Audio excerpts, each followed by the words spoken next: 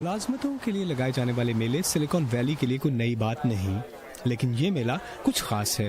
روس، ایران اور ایریٹریا سے تعلق رکھنے والے 50 نئے تارکین وطن اور پناہ گزین یہاں کام کی تلاش کے لیے موجود ہیں۔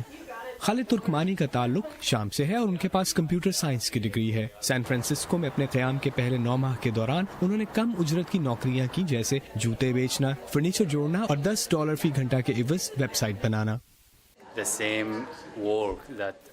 یہ جاننا کہ جو کام آپ $10 میں کر رہے ہیں، اسی کا معاوضہ یہاں کے شہریوں کو $50 مل رہا ہے، نہایت تکلیف دہ تھا۔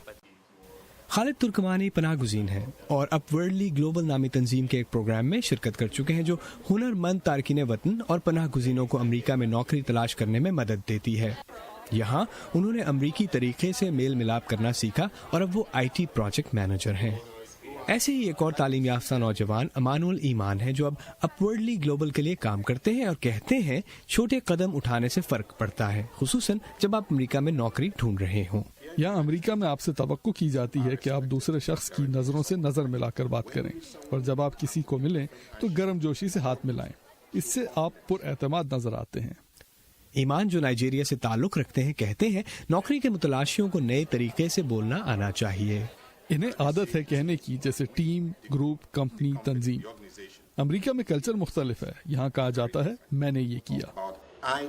اپنی اہلیہ کے ساتھ تقریب میں موجود روسی تارک وطن ایوان وزلوف کو امید تھی کہ سلیکون ویلی میں ٹیک نوکری ڈھونڈنا آسان ہوگا۔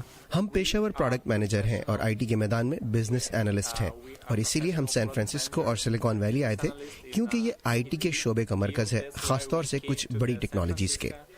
وزلوف یلپ، ٹاسک ریبٹ اور دیگر اداروں سے رابطہ بڑھانے کا ارادہ رکھتے ہیں اور مختلف تقاریب میں جاب فیئرز میں شرکت کے ذریعے روابط بڑھانے کا ارادہ بھی رکھتے ہیں۔ انہیں ایسا کرنا پڑے گا کیونکہ وزلوف کے لیے دوسرا کوئی راستہ موجود نہیں۔